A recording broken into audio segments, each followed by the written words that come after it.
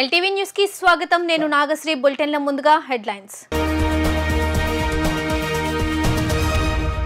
ముఖ్యమంత్రి చంద్రబాబు అధ్యక్షతన AP cabinet భేటీ. Survey రాళ్లపై Jagan బొమ్మ పేరు తొలగించేందుకు కేబినెట్ ఆమోదం.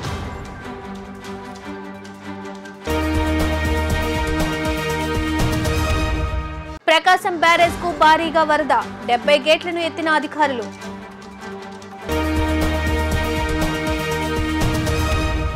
కొంత సమయం ఇవ్వాలని తెలంగాణ క్యాబ్ డ్రైవర్లకు విన్నవించుకున్న డిప్యూటీ సీఎం పవన్ కళ్యాణ్. త్వరలో సమస్యను పరిష్కరిస్తానని హామీ. ఇక డీటెయిల్స్ చూస్తే, ఆంధ్రప్రదేశ్లో భూముల సర్వే రాళ్లపై మాజీ ముఖ్యమంత్రి వైఎస్ జగన్మోహన్ రెడ్డి బొమ్మ పేరు తొలగించేందుకు కేబినెట్ ఆమోదం తెలిపింది. జగన్ బొమ్మలతో ఉన్న పాస్ పుస్తకాలు సైతం వెనక్కి తీసుకోవాలని కేబినెట్ సమావేశంలో తీర్మానించారు. ఈ మేరకు ముఖ్యమంత్రి చంద్రబాబు అధ్యక్షతన జరుగుతున్న సమావేశంలో పలు కీలక అంశాలపై చర్చించారు. ఏపీ సీఎం చంద్రబాబు అధ్యక్షతన సచివాలయంలో మంత్రివర్గ సమావేశం జరిగింది. కేబినెట్ భేటీలో పలు కీలక అంశాలపై చర్చించి ఆమోదం తెలిపారు. ఏపీ కేబినెట్ సమావేశంలో గత ప్రభుత్వంలో అప్పటి సీఎం జగన్ బొమ్మ పేరు ఉన్న సర్వే రాళ్ల అంశం చర్చకు వచ్చింది. సర్వే రాళ్లపై మాజీ ముఖ్యమంత్రి బొమ్మ పేరు తొలగించాలని పలువురు మంత్రులు సీఎం దృష్టికి తీసుకువెళ్లారు. బొమ్మల పిచ్చితో జగన్ 700 కోట్లు ఖర్చు చేశారని మంత్రులు చంద్రబాబుకు తెలిపారు. దీంతో జగన్ బొమ్మ పేరు తొలగించడానికి కేబినెట్ ఓకే చెప్పింది.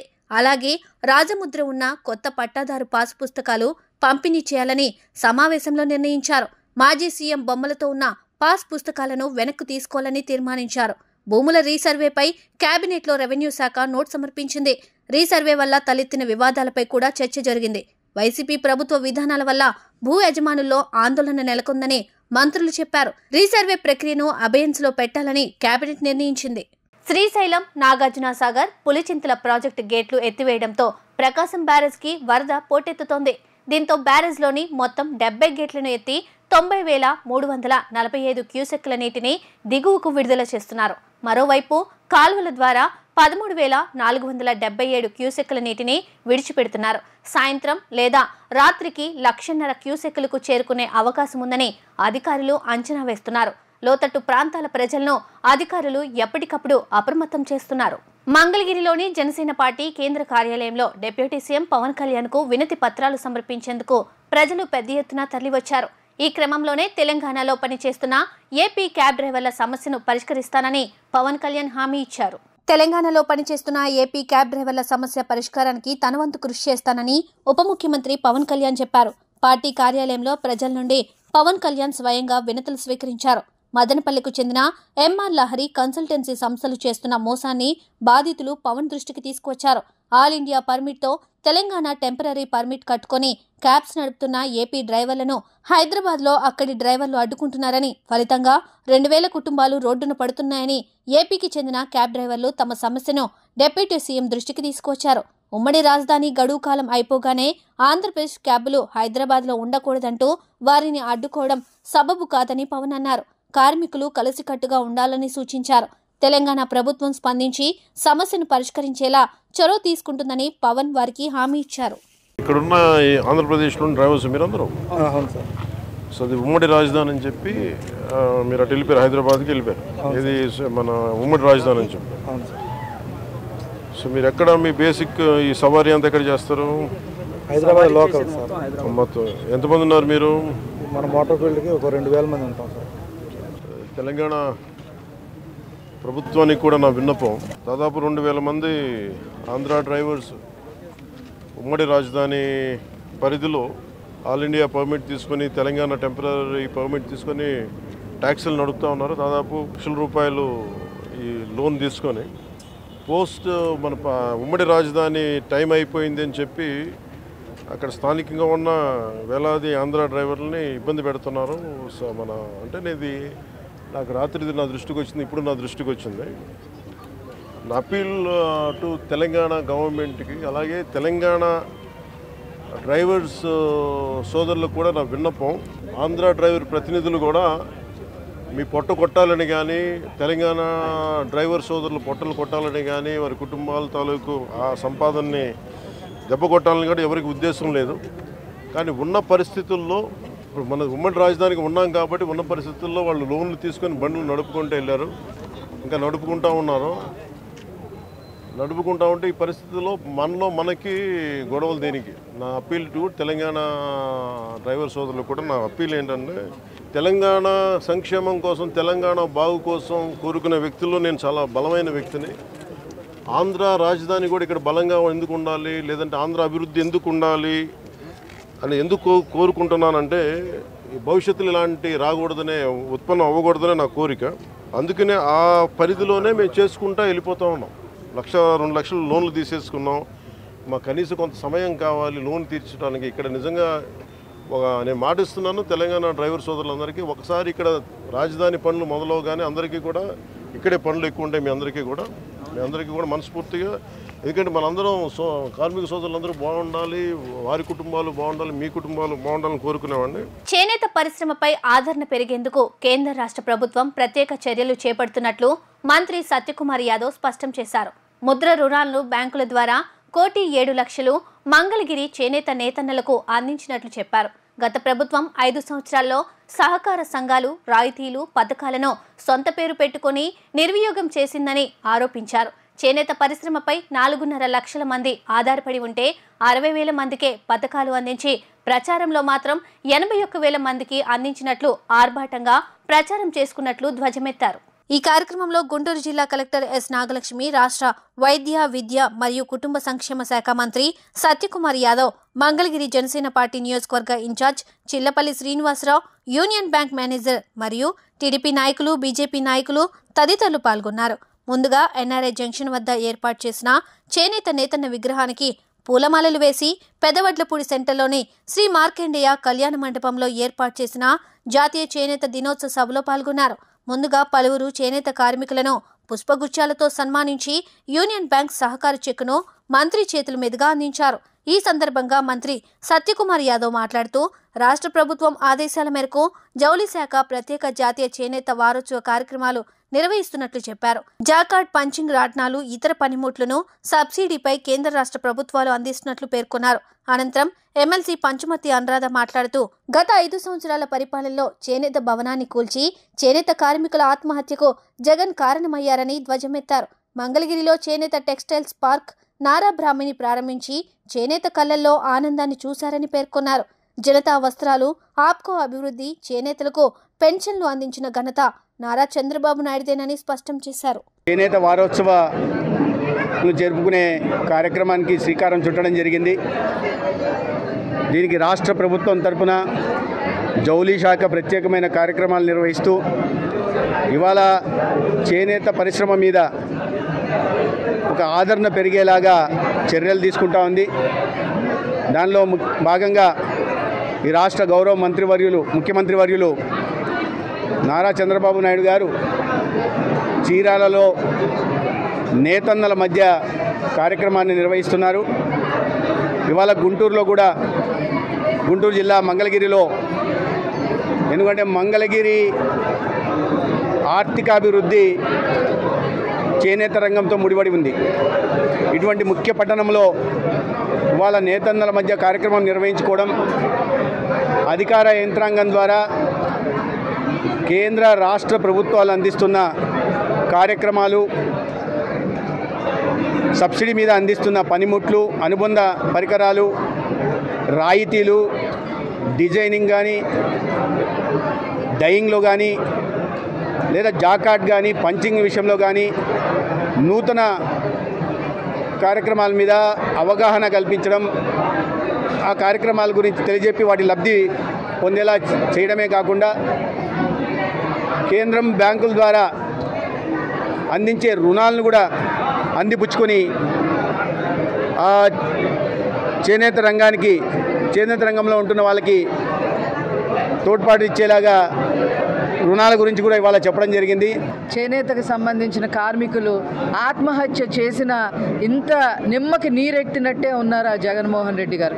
అంతేకాకుండా స్వయంగా ఇక్కడెక్కడైతే చేనేతలు ఎక్కువ నివసిస్తారో ఇక్కడ చేనేత భవనాన్ని కూల్చేయటం, వెంకట సుబ్బయ్య అనే వ్యక్తిని హత్య చేయటం, కడపలో ఆయన సొంత నియోజకవర్గంలో ఒంటిమిట్టలో ల్యాండ్ టైటిలింగ్ యాక్ట్ అప్లై చేయటం వల్ల ఒక కుటుంబం ఆత్మహత్య చేసుకోవడం, స్వయంగా ఈవెన్ చెప్పాలి అని అంటే బొగ్గు గనుల విషయంలో జగన్మోహన్ రెడ్డి గారైన తాతగారైన రాజారెడ్డి గారు కూడా చేనేత కార్మికుడిని చంపిన దానిలో ముద్దాయిగా ఉన్నారు. ఆ కేసు కూడా ఇంకా నడుస్తే ఆ లోపు ఆయన చనిపోయాడు. అది వేరే కథ. ఇలా అన్ని రకాలుగా కూడా చేనేతలు నష్టపోయారు గత 5 సంవత్సరాల్లో. ఇప్పుడు చేనేత దినోత్సవం నాడు అందరినీ చూస్తూ ఉంటే, వచ్చిన వాళ్ళందరినీ చూస్తుంటే, మరి నారా లోకేష్ గారి యొక్క చేయూతతో ఇక్కడ ఇంతమందికి 1 కోటి పైన వారి యొక్క ప్రోత్సాహంతో ముద్రా లోన్స్ కూడా లభించడం జరిగింది. చేనేత పరిశ్రమకి కావాల్సినటువంటి మరి గతంలో మేము చెప్పున్నాం, నారా లోకేష్ బాబు గారికి కూడు గూడు గుడ్డ, అదేవిధంగా ఆర్థిక స్వావలంబన కోసం మరి బ్యాంకులతో మమేకమయ్యే ఈరోజు లోకేష్ బాబు గారు బ్యాంకులతో మాట్లాడి తద్వారా కార్మికులకి చేయూతనివ్వాలనే అభిప్రాయంతో ఈరోజు ముద్రా లోన్స్ మరి ఇవ్వటం అనేది జరిగింది 1,07,00,000. కనుక ఏది ఏమైనప్పటికీ కార్మికులు పెరగాలంటే ప్రభుత్వ అండదండలు ఉండాలి. అందులో భాగంగా కూటమి ప్రభుత్వం, జనసేన, తెలుగుదేశం పార్టీ, అదేవిధంగా బీజేపీ కేంద్ర రాష్ట్ర ప్రభుత్వాలు కూడా మరి ఈరోజు చేనేత పరిశ్రమను రక్షిస్తానికి, అదేవిధంగా వ్యవసాయ రంగాన్ని రక్షిస్తానికి మరి సమూలమైనటువంటి మార్పులు తీసుకున్నారు. కనుక కేంద్ర రాష్ట్ర ప్రభుత్వాలకి పేరున ధన్యవాదాలు తెలియజేసుకుంటా ఉన్నాం. కనుక రాబోయేటటువంటి కాలంలో నీడ కల్పించాలి కార్మికులకి, అదేవిధంగా రుణాలు మంజూరు చేయాలి. తద్వారా కార్మికులు, చేనేత కార్మికులు పొందుటకై మరి బ్యాంకులు రుణాలు ఇవ్వాలి.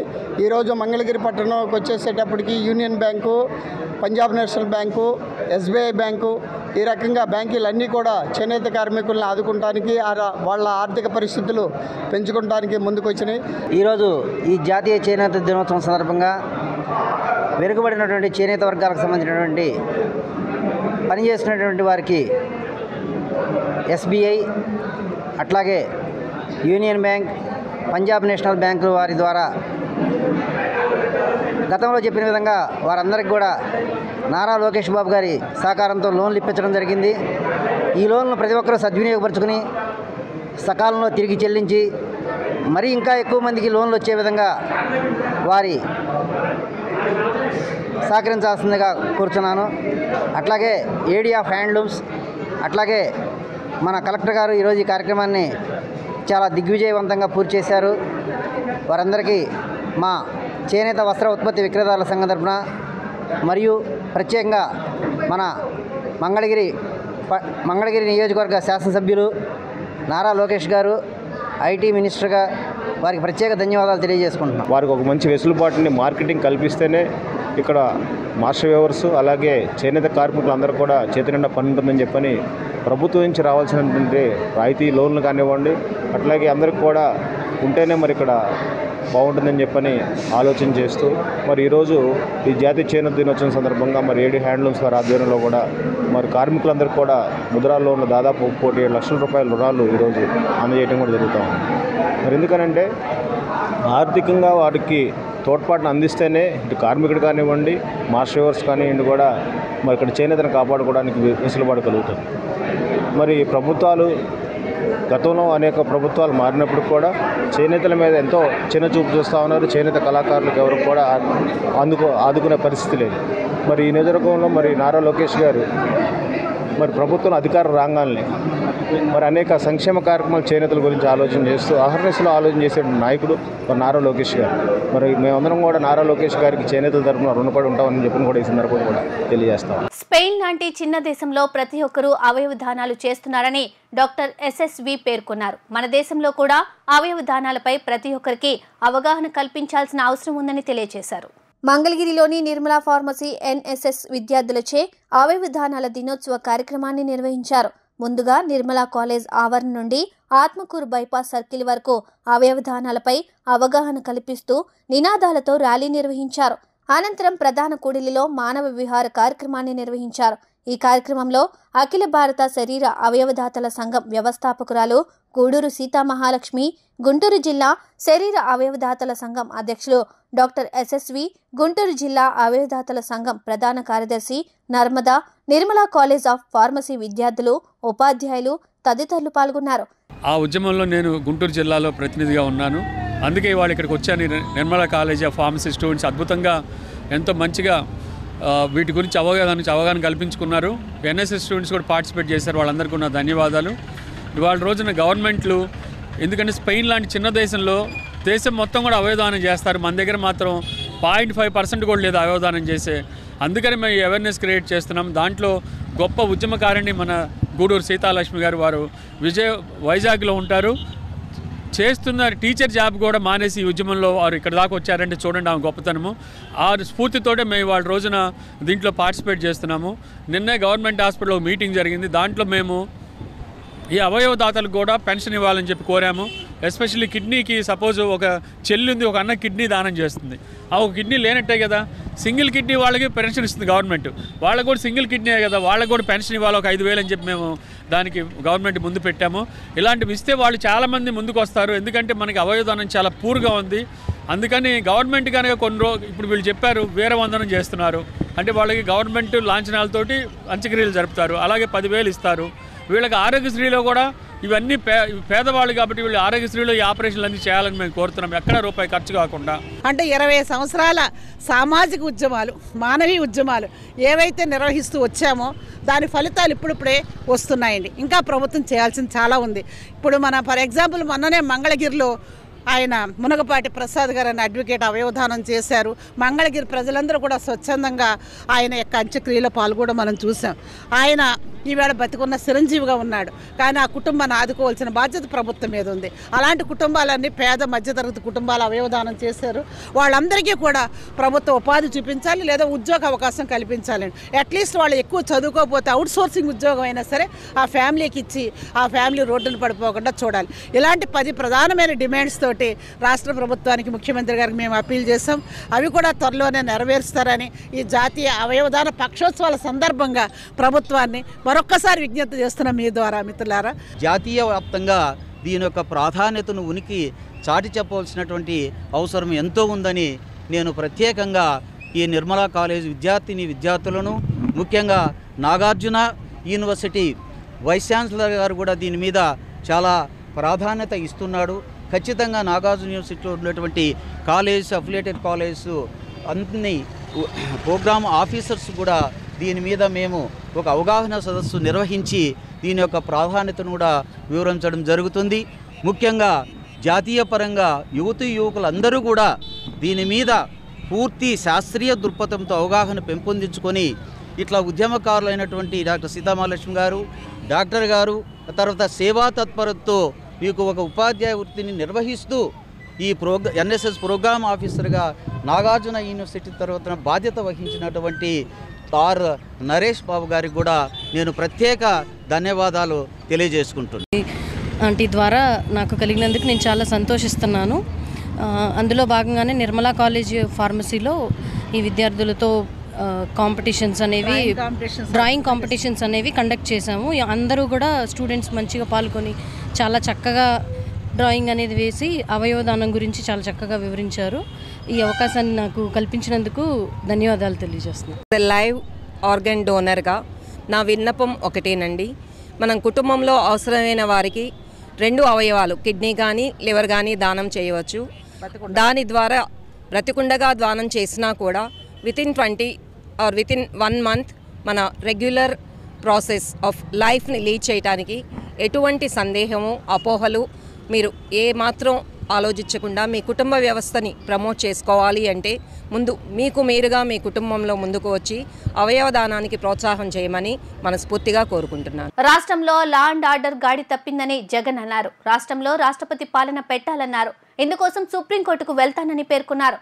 గవర్నర్ చూసి చూడనట్లు వ్యవహరించొద్దని ఆయన వ్యాఖ్యానించారు. సీఎం చంద్రబాబు తన తీరును మార్చుకోవాలని జగన్ హెచ్చరించారు. రాష్ట్రంలో శాంతి భద్రతలు క్షీణించాయని వైసీపీ అధినేత జగన్ అన్నారు. రాష్ట్రంలో రాష్ట్రపతి పాలన విధించాలన్నారు.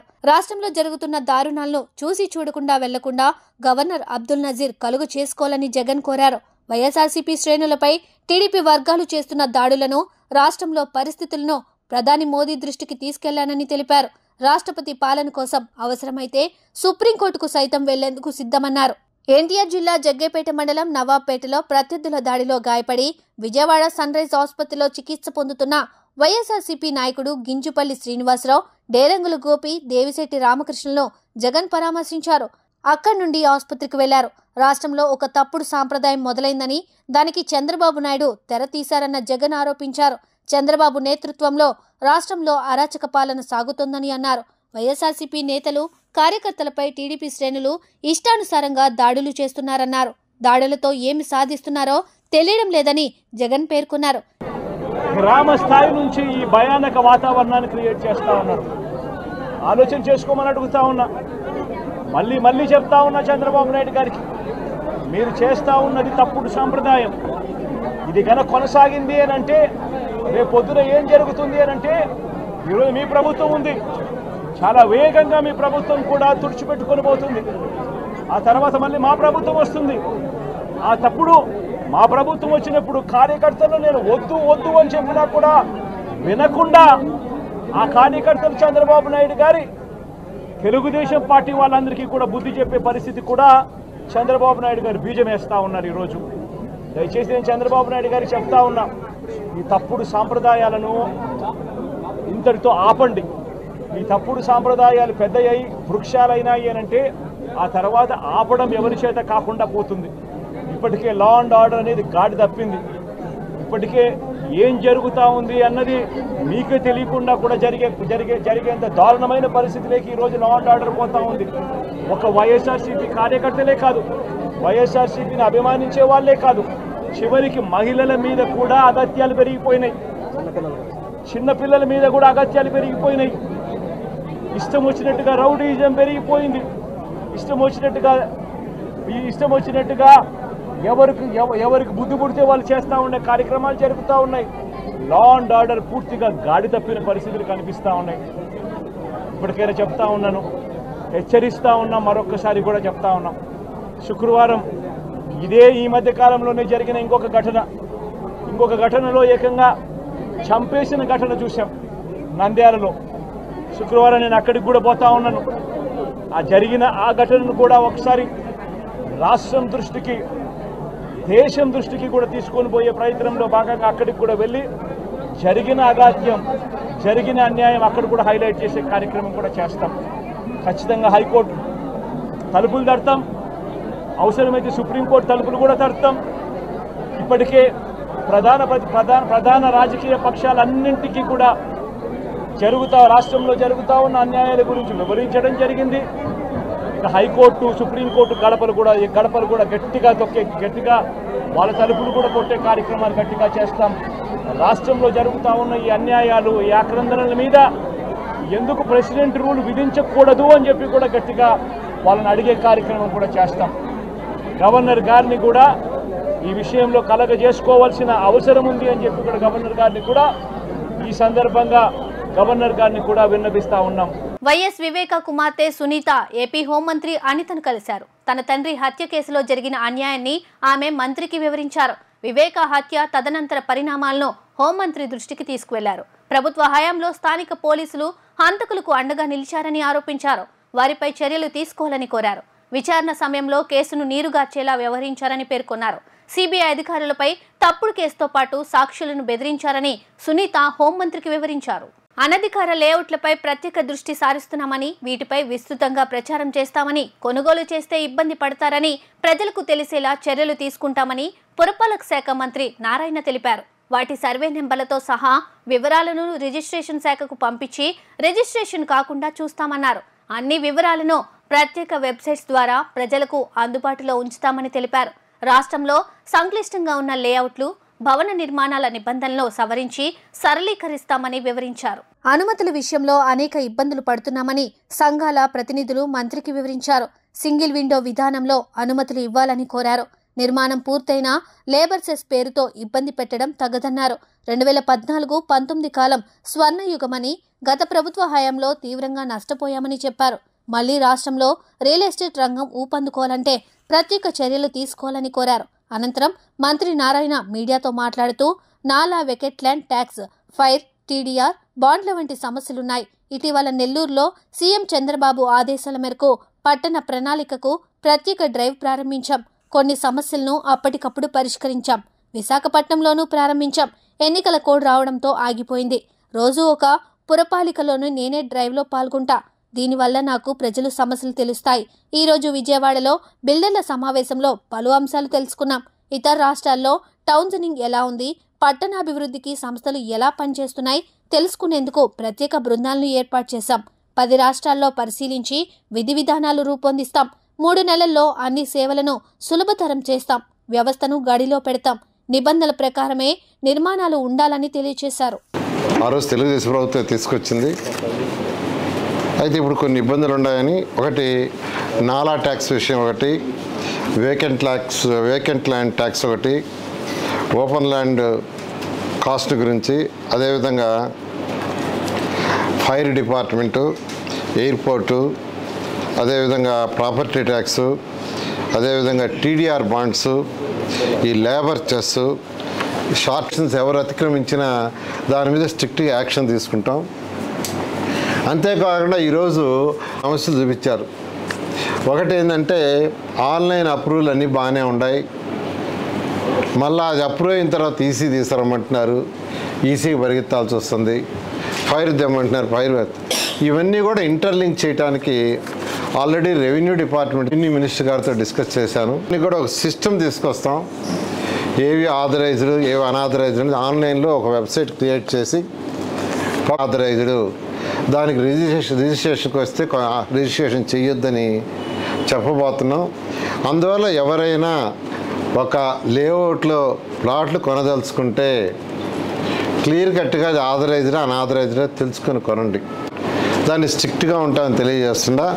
అదేవిధంగా లేఅవుట్స్ ఎక్కడైతే అనాథరైజ్ చేస్తున్నారో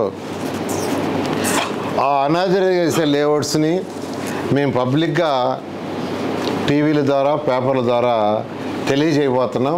ఆథరైజ్డ్ మీరు కొనుక్కుంటే ఇబ్బంది పడతారని. ఆ అనాథరైజ్డ్ లేఅవుట్ యొక్క సర్వే నెంబర్లు రిజిస్ట్రేషన్ ఆఫీస్కి ఇవ్వదలుచుకున్నాం. వాళ్ళ డిపార్ట్మెంట్తో మా యొక్క ఆన్లైన్ ఇంటిగ్రేట్ చేస్తాం. ఇంటిగ్రేట్ చేయటం వల్ల మళ్ళా వాళ్ళు ఆ డిపార్ట్మెంట్కి పోయి సర్టిఫికేట్లు తీసుకురాకుండా అక్కడ రిజిస్ట్రేషన్ అయితే ఆటోమేటిక్గా జనరేట్ అయ్యేటట్టుగా. వార్తలు ముగించే ముందు హెడ్లైన్స్ మరోసారి. ముఖ్యమంత్రి చంద్రబాబు అధ్యక్షతన ఏపీ కేబినెట్ భేటీ. సర్వే రాళ్లపై జగన్ బొమ్మ పేరు తొలగించేందుకు కేబినెట్ ఆమోదం.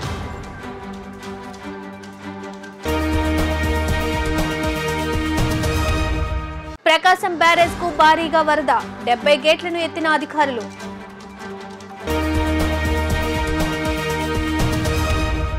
కొంత సమయం ఇవ్వాలని తెలంగాణ క్యాబ్ డ్రైవర్లకు విన్నవించుకున్న డిప్యూటీ సీఎం పవన్ కళ్యాణ్. త్వరలో సమస్యను పరిష్కరిస్తానని హామీ. ఎల్టీవీ న్యూస్ ఇంతటితో సమాప్తం. తిరిగి మరో బులెటిన్లో మళ్ళీ కలుద్దాం. అంతవరకు సెలవు. నమస్కారం.